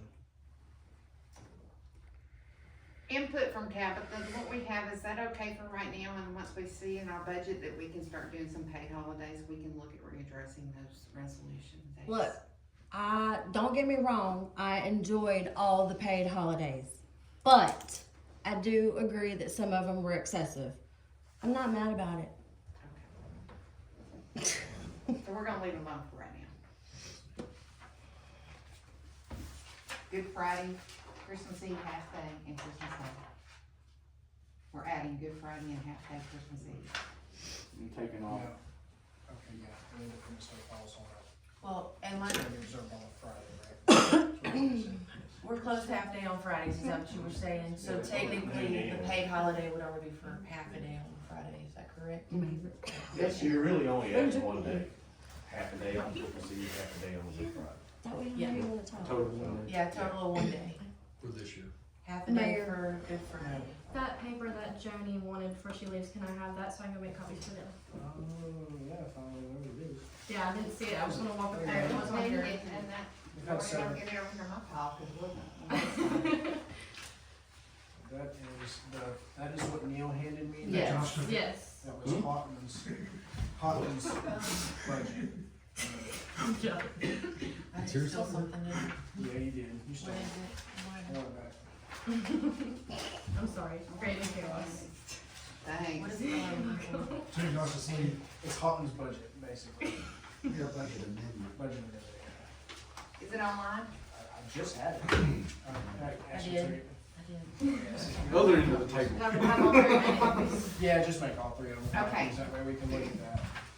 And that was, Clear? that was their year end, which would be the typical, but as you heard, Mr. Moore, Travis Moore, if you have an immediate use of that money, then you need to amend it.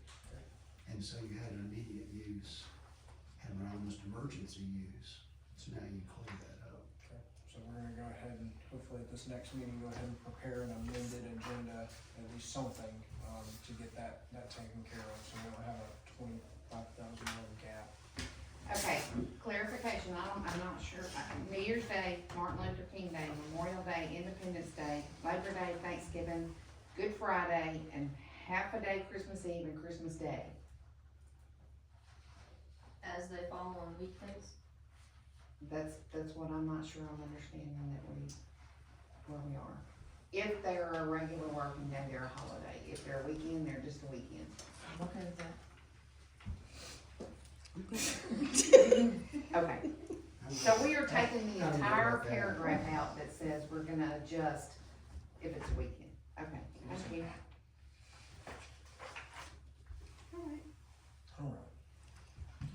Alright. While we're here, with all the boring updates I had at our last meeting, was, in here yesterday morning and, just flushed the toilet and water just came up through the floor. They bored through our sewer line here at Town Hall too, so I had a contractor come out and tear up the asphalt, and we documented everything of them boring through our line. They're boring at 35 inches and 31 inches when their manifest is supposed to be 48 inches. I did have a meeting yesterday morning actually with Comcast Governmental Affairs, and they are going to pay for everything. So I have to get payroll costs that we've spent on fixing the little service line leaks and just every little thing I've got to work on putting together so that I can send them a proposed invoice and hopefully they'll write us a check. So Did John Paul get with you about his? I took care of that. Were they in? They bored through They his bored too, through and his. I made them come fix it that day. That crew was already here in town, and I was out there with them, and they dug it up, and they went and got the parts, and they fixed it. I know they had a gas line last week by the They school. did, and here's the deal with that. So we got a locate on Friday for everything up there on They Jennings were here Street, Saturday. and I come into town Saturday morning, and I see a board rig setting up. I'm like, hold on, we just got these locates Friday, and they say that they're supposed to excavate on Tuesday. So I stopped the board crews and I'm like, hey, just so y'all know, none of this has been located. Y'all's thing says you're supposed to have this, we're supposed to have the locates ready by Tuesday. He said, oh, well, we put this in a week ago, so we figured we were just gonna go ahead and start. And I was like, well, I can start, but the locates aren't done, and if y'all hit something, I have nobody to come fix it. Chief, you start writing down operators tickets. So he was like, okay, I'm gonna go shut them down. I talked to our governmental rep with Xfinity, let him know about the issue, and then I was like, hey, I just talked to your main contractor out here. He said he's going to shut it down. We ought to be good. 2 hours later, they hit a gas main. I'm like, oh, so y'all didn't stop. So thankfully, it wasn't our line that they hit, but yeah, Delta had to come out and do an emergency repair, and I filled their governmental affairs in with every bit of that information, and they were very happy that I did, because I have receipts and documentation of every bit of it. So, they ran their last stretch right in front of my house on Latimer Street earlier today, and I think they're pretty much done. Is there any way that we could get, I mean, if they're boring it 31, 32 inches, whatever it is, and they're supposed to get 48. And I mentioned this concern to you earlier, is when our guys go out there to work, they're repairing a sewer line, they're repairing a water line, and they hit one of their lines because it's not where it's supposed to be. It seems like we should have something in advance that says we're not gonna be held responsible when you guys didn't put it in 48 inches. So from the information I've looked at and kind of what other municipalities like us do is they generally have a permitting department where these boring companies have to come in and tell us exactly where they're gonna be, when they're gonna be, pay for a permit, and they have to be bonded by a certain amount of money. That way, if they hit something, Mooringsport gets to pull that out of their bond to fix it. That's correct. But as far as the Mooringsport utility digging, as far as the water guys out there digging and hitting optimum, it's a horizontal line. If it's within a certain number of inches either way of center line, you have to hand dig it or back it. Well, and here's the issue. So right out here out front in Town Hall, they have bored, literally, they took the top off of ours and John Paul's sewer lines. Right. So if we ever have to dig the sewer lines up again, those lines are literally resting on Right. top of our sewer lines. That's what I'm saying, and if our guys hit one of those, and they charge us, that's tens of thousands we're not talking about a few $100. Right. But We're what talking I'm, about tens of thousands of dollars. Chief, what I'm saying is that line that's on top of the ground, anything within a certain distance on either side of that line has to be hand dug or vacuumed. I understand that. That's not by depth, that's by depth. I understand that, but if they're supposed to be at 48 and our guys are out there digging even with the shovel, Yeah, if their manifest says 48 and the line's not at 48 where we think it is, what are the repercussions for them for us hitting their line when they put it in the location they want? Because they're not guaranteeing the depth, they're guaranteeing left to right. They're saying anything you dig in this area, this distance left, this distance right, we Because- would be there. Cause it could have been to depth and somebody came in and graded the road and now it's no longer at that depth. Yeah. So it's kind of, We need to be thinking about some protections we can put in place for the village in the future with things like this, requiring these contractors to be bonded and all of those things. That way, we don't end up footing bills for something. Thankfully, I've had a good relationship with Comcast and Xfinity on this stuff, and so they're helping us out. And the actual contractors they've had in town, like I told y'all before, they are actually probably the best group of contractors I've seen, because there's not many that would stick around and help you fix something they messed up. They usually just haul tail. I talked to Bossier Parish Police Jury, cause when we go to Bossier Parish, they stand there with our guy and watch every step he takes. They walk with the locator, they walk with the drill operator. Well, we need, They watch the locator to see how deep that drill head is. well, that's something we maybe need to look into, getting some protections in place for us, because I promise this is not the last company with all this AI and data center stuff and everything else going on. This is not the last company that's gonna come bore through here, and in fact, I would say they're gonna have competitors coming through here and boring very soon. So, we need to make sure we can get ahead of the curve on that maybe.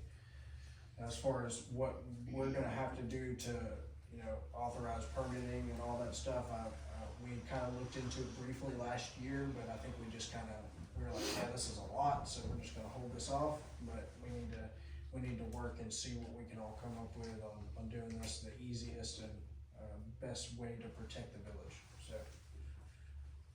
Who issues building permits?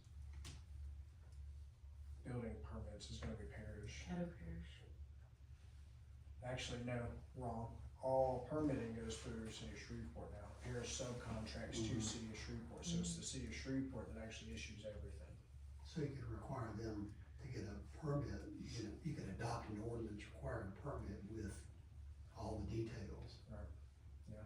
And the That's city of what I mean. Shreveport would be in I mean, charge. they would already have to pull. Yeah, they would already have if a they're in permit. Caddo Parish, but I'm saying they need to pull a municipal permit, cause Yeah. we get no notification whatsoever. They can go pull a permit at Shreveport, and then we're never gonna know about it unless they come in and tell us they're doing it. And we Okay, so- see them doing it. So you don't yet have a municipal permit? We don't have a municipal permitting set up, and I think we should, and require them to be bonded by a certain amount. That way, if they do hit something, we can pull from that bond and cover our tails. Does the 611 system, can you get printouts of anything that they've been notified they're gonna dig out here? The 811? They send, Yeah, They send emails. People. Yes. So they send us tickets almost every morning, or they'll send us an email every morning saying, hey, this is how many tickets are open, and then when they do send a ticket, there'll be individual emails for it. And I mean, there's days that I come in and I've got to print out 7 locates for the guys to go do, so Okay. it depends. I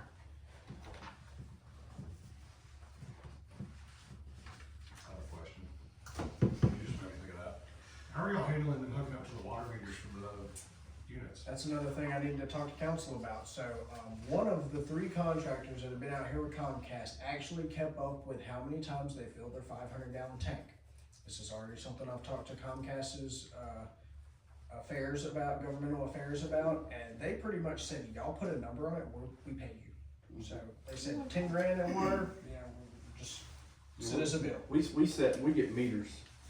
And see, So they, same way in Vivian, they we had have- a meter on it, but their meter is all duct tape up because it's Well- broken, and we don't have one Right. that works. We do have one back there for a hydrant, but it hasn't been used in probably 10, 15 years. And say we get meters from the water department. So like Vivian, we have one set up at Vivian, But see, and I think we pay a $600 deposit on that to meter. use that To meter. use that meter, you get that deposit back, So as long as it's not damaged. So we need to look at purchasing one of those meters, setting up a permitting for it, and when they come in to pull their permit Commercial on rate. it, at their commercial rate, then they can be issued that meter at that time, and that way we can keep up with it, because quite honestly, I know that there's at least 10,000, but it's probably closer to 20 or 25,000 gallons. That Tell them $25,690.19. I said, I was really clearing my throat. I mean, to be complete, I don't know if they're gonna watch this or not, but their governmental affairs pretty much said, y'all tell us what we owe you, and no, they don't wanna deal with it.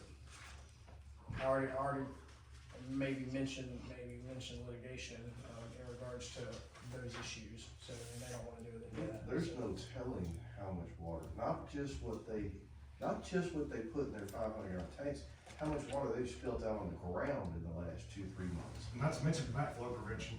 I mean, And Miss Sarah Jane on, Ivy Street actually, cause they've been pulling from the one at Dalton Street. That's the main hydrant they have been hooking up to.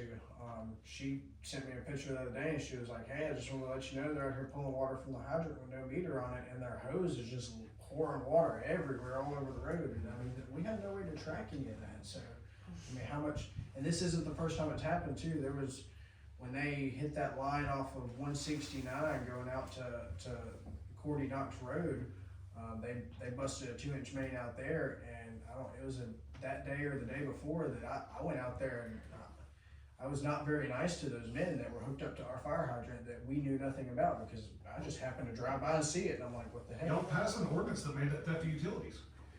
Well, here's the thing, who gets charged with the theft of The utilities? person hooking up The to the person hydrant. hooking up to it. So we've looked at maybe some of that, and the only reason I didn't go ahead and go that way with Xfinity is because the main guy that was contracted here, he's actually an alderman in Naples, Texas, that was contracting out here, and he was like, look, I completely understand, didn't know, and he kept up with everything, but there's a lot that hasn't been kept up with, so Issue a summons to court. that's gonna be the next thing, but we do need to work on it over the next couple months, cause like I said, this isn't gonna be the last time, and they're gonna be back out here, some other company's gonna be out here running more line before long, so. And if they know they can take advantage of you, they will. Yep. This is where Oh, word and- will get around from other And companies. they charge $16 per foot of that red line, that boring line. So every foot they're charging $16. So Mooringsport alone was over $1 million job for this company. When they did Dogwood, it was $11 million in bore. And they said that it was cheaper to pay to fix the utilities than it was to wait for one calls. Explains the Saturday stuff, huh? One call came in and said, stop or we're gonna pull your permits for Louisiana. And they finally started following the rules.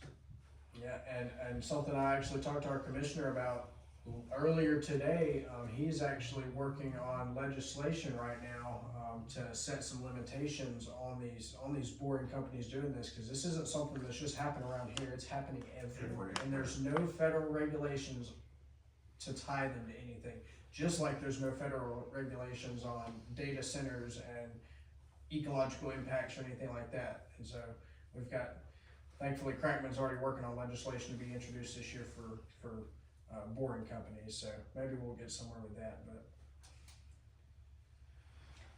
Yeah, definitely get us a meter, advertise it. Yeah, I need to check the wind water and see, just get a price on Call, one and call see. Vivian, see if they've got one they wanna sell. That's true, yeah. I actually talked to the mayor up there. Blanchard, call Blanchard, see if they got one they wanna sell. Oh, we did finally get our utility easement for the Dollar General this morning from the school board. Good. Speaking of which, Dollar General, are they gonna fix the road to the park that them trucks are tearing up? I run radar out there a lot, those, and I get it. I thought they were supposed to put them a road in already. But they're tearing that thing up. Yeah. It's gonna be an issue. I did notice that earlier. I'll call Kirk and Christian Miko tomorrow and Yeah.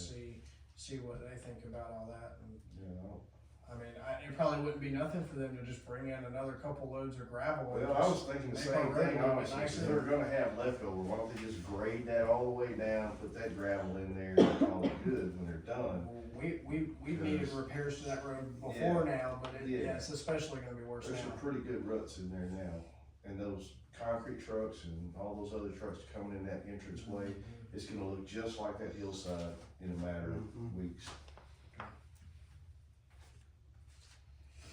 Alright, well, Could we possibly get a consensus that sometime Monday, Tuesday, Wednesday next week, we at least meet simply to quickly pass these resolutions and at least put the ordinance up for discussion on the books for the holidays? No, to move the council meetings, I don't wanna keep getting those two together. So that when we meet in February, it's simply Pass. vote on the dates for the council. The others got money involved, so we probably need to look at it and we're gonna do some research on what we can do with it. as far as having a special call meeting, right? Yes. Yeah, okay. I think Wednesday would probably work out better than Monday. I can't do it Tuesday. Town hall will be tied up Tuesday evening anyway, so, I'm good with any of them, yeah, we can go ahead and put a date on it now, depending on what you guys have going on, so.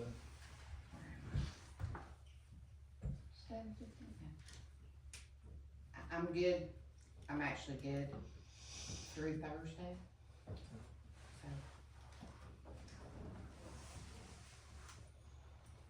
Anybody have a particular day? Wednesday the 21st. You should be good with that. Special call meeting? Josh, I know you normally go to church. Are you gonna miss a Wednesday night church? I need to go to church, but I haven't been in a while. Okay. You wanna do Thursday or Monday? What'd you say about Monday? I've got nothing Monday, it's Martin been Luther okay to King me, Day. but we're not observing it anyway. We're not observing. We would have to, tomorrow a notification might be issued. They're trying to kill us. They're trying to kill us. It's just a quick. Wednesday or Thursday, I'm good. I mean, I'm good with Wednesday or Thursday, so it's up to Yeah, you. it'd be Thursday, the Thursday, 22nd. maybe it's a week from today. You better tell your bosses I can't work late Wednesday, I gotta go to church. I'm afraid John come snatch me up. Thursday, 22nd. Okay, so that's gonna be what? 22nd. Okay.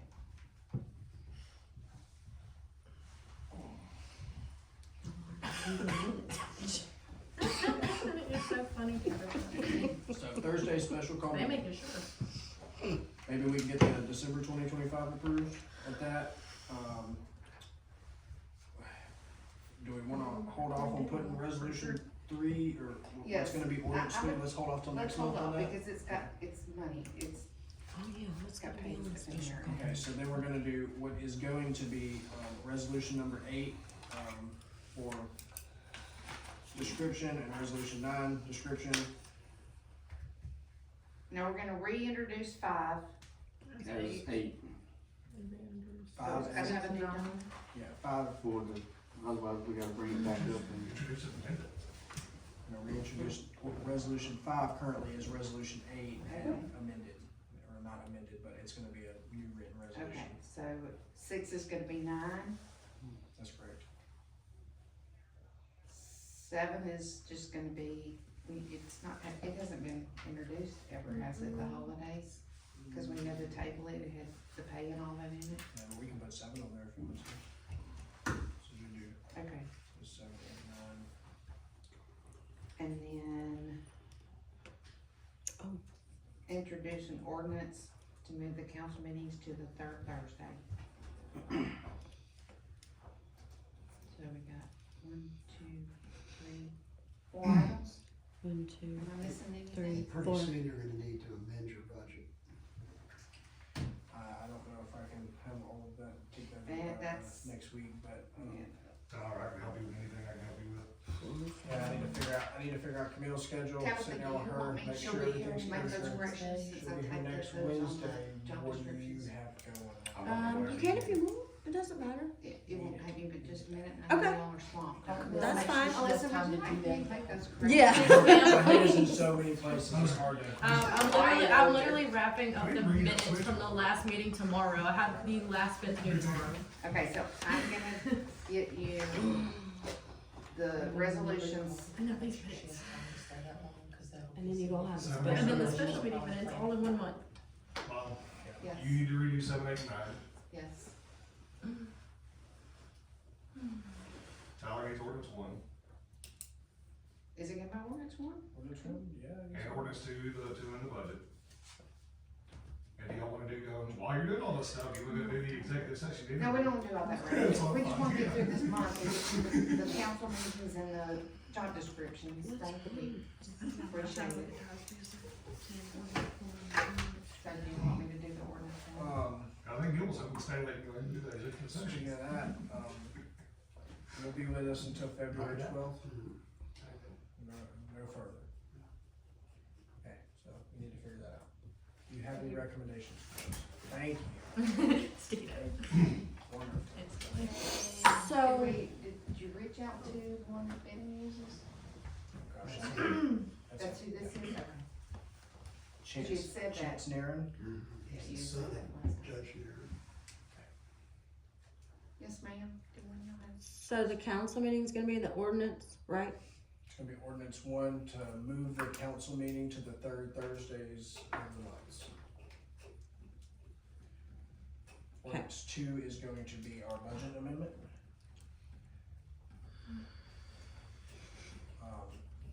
Is that gonna be We're at, not gonna, yeah. we- or is ordinance two gonna be at the special meeting? To introduce. No, not at the special. I wouldn't introduce this special meeting, Tyler. Just wait until next month. Yeah. So just ordinance one at the Yeah. special Just meeting? say, I thought you just said you needed some more time That's to get that's what I that was done. thinking, Yeah. but she said Camille's coming Wednesday, and then Brad said he was available Wednesday, I'm like, oh, maybe we can Oh, throw this okay. together before Thursday, but that's still a lot, cause I want everybody to be able to review it and all before it's even introduced, so. Well, let's make the corrections, let's get the numbers, and then we can go from there on But we where can, we we need can to also adjust and- introduce it at next month's meeting, and then follow that with a special meeting if necessary to Yes. approve it, so. Well, we can add some discussion on it for whatever you have found, you can do in mayor's comments or whatever at the special meeting for I'll try some to, things that you're looking at. Look, I'll If, try- if you get to it between now and then. I'll try to keep those shorter from here on out too, got a little long-winded last meeting. You think? Anyway, so ordinance, resolution number 8 of 2026 is gonna be the new, adopt the job description for village clerk, and then 5 is gonna be 8, five's gonna be 8, 6 is gonna be 9. Yep. Okay, and then ordinance 1, now we're gonna have resolution number 7 on there too, right? okay. Yes. Yes. So we'll have ordinance 1, resolution 7, 8, and 9, and that's it. Okay, got it. That's actually sooner rather than later than you get somebody trained with local government budget act.